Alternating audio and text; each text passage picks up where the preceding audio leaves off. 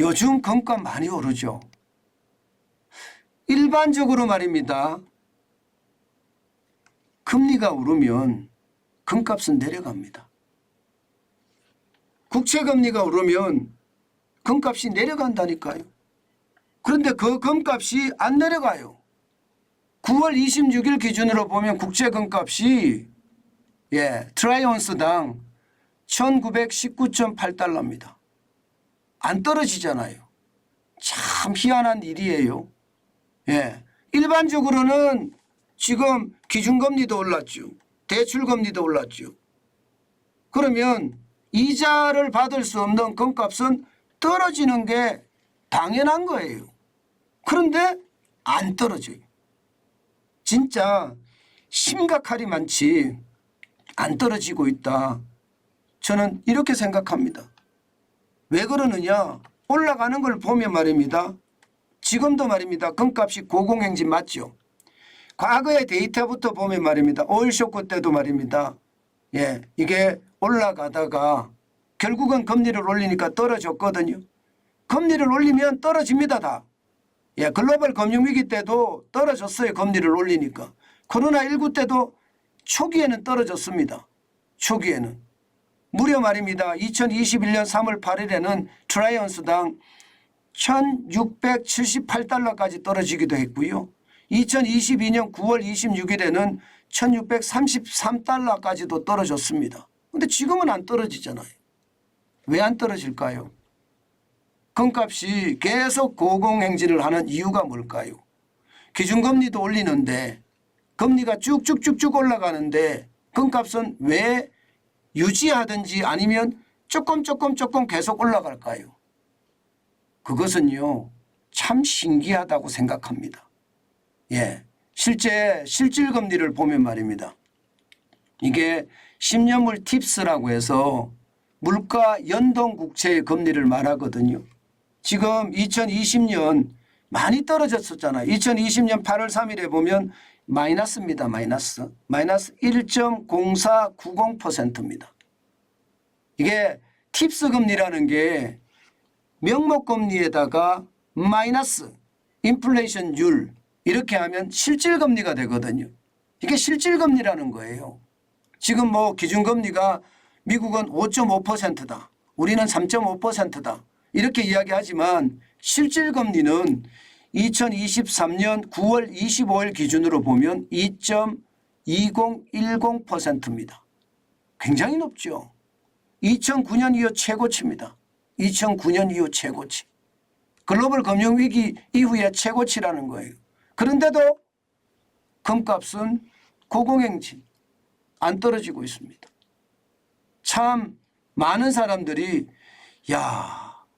금리가 이러면 분명히 금값은 떨어질 텐데 왜 금값이 안 떨어지는지 모르겠다. 이렇게 이야기하시는 분들이 많습니다. 그만큼 말입니다. 금리가 굉장히 많이 올랐잖아요. 이유는요 하나입니다. 하나입니다. 지금 보시는 것처럼 금리가 오르는 것과 상관없이 금을 굉장히 많이 구입을 하고 있습니다. 2022년 기준으로 보면요. 세계 중앙은행의 금 메인 양이 1136톤입니다. 진짜 많죠. 2020년만 하더라도 193.9톤이에요. 많았을 때가 2019년인데 487.5톤입니다. 그런데 2022년에는 1136톤이고요. 분기별로 보더라도요. 사상 최고의 매입량을 계속 기록하고 있습니다. 1분기에는 87.7톤이지만 2분기에는 186톤 그리고 3분기에는 399.3톤입니다. 4분기에는 417톤이나 됩니다.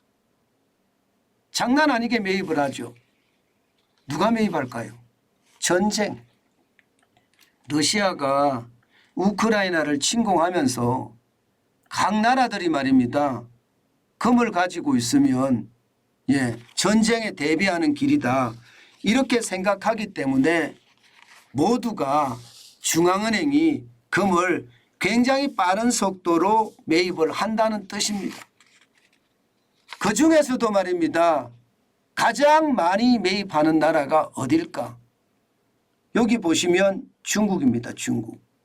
중국은 2022년 말 기준으로 10.51톤입니다.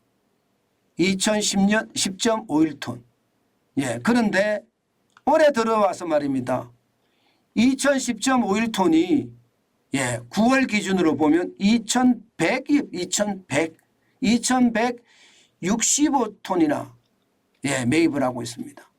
사상 처음으로 10개월간 계속 매수를 하고 있습니다. 작년 말 대비해서 7.7%가 올랐고요. 154.49톤을 지금 매입하고 있는 실정입니다. 대단하죠. 그러면 중국이 왜 매입할까요? 이게 말입니다. 러시아가 우크라이나를 침공하면서 서방과 척을 졌잖아요. 쉽게 말하면 새로운 신질서가 만들어졌어요. 과거에 말입니다. 평화의 어떤 분위기가 아니라 새로운 냉전 시대가 됐다는 뜻이에요. 그러면서 말입니다. 서방이 러시아의 제재를 강력하게 추진을 했습니다. 그런데 러시아는 금을 가지고 있으니까 전쟁 군비도 마련할 수 있었고요. 또 그것이 국가가 경제적으로 전복되는 일이 없었습니다. 그러니까 중국 입장에서는 우리도 매입해야 되겠구나. 그래서 지금 금을 계속 매입하고 있는 것으로 봐야 됩니다. 여기에는 두 가지 의미가 숨어 있습니다. 하나는요. 언젠가는 대만을 침공하지 않을까. 이런 생각을 충분히 할 수 있겠죠. 또 하나는 말입니다. 달러 중심의 경제를 가져가서는 안 되겠다. 달러의 힘을 약화시키고 금을 가짐으로 해서 중국의 경제가 미국에서 벗어나는 그런 일이 있어져야 되겠구나. 그런 생각이 굉장히 강했던 것은 아닐까. 그래서 금을 계속해서 매입하는 것은 아닌가. 저는 그렇게 분석해 봅니다. 요즘 중국이 말입니다. 금만 나오면 싹쓸이 한다는 이야기가 굉장히 많을 정도예요. 그 정도로 말입니다. 지금 시장에서 금을 계속해서 매입해 간다는 것, 우리가 한 번쯤 생각해 봐야 합니다. 그런데 중요한 게 있습니다. 지금 말입니다. 시장에서 금값이 이렇게 안 내리는 데 대해서는요. 적어도 말입니다. 거품이 많이 껴있다. 어느 정도 껴있느냐? 10%가량은 껴있는 것은 아닌가. 적어도 적정 가치에 비해서 200달러 이상 높지 않은가. 이런 얘기를 많이 하거든요. 그러면 이게 세계의 어떤 국제 질서가 안정화가 되면 이것은 떨어진다는 이야기밖에 안 됩니다. 그렇기 때문에 금에 대한 투자는 조심하시고 또 조심하셔야 되는 것 아닐까. 그런 생각을 해 봅니다. 그만큼 말입니다. 시장의 어떤 변화, 그 변화에 우리가 대처하는 것 반드시 필요하지 않을까 싶습니다. 일반적인 시장의 공식은 금리가 올라가면 금값은 떨어진다. 왜 금값이 떨어지느냐? 이자가 없기 때문에 떨어진다. 이게 일반적인 공식입니다. 그런데 지금은 금리가 올라가는데도 금값이 그 자리를 유지하든가 심지어 오르기까지 하잖아요. 그렇기 때문에 지금 금에 투자하는 것은 방법이 아니다. 저는 그렇게 여러분들에게 말씀 올리겠습니다. 급하게 서둘면요. 항상 문제가 생기니까 항상 조심하시고 또 조심하는 거 잊지 말았으면 좋겠습니다.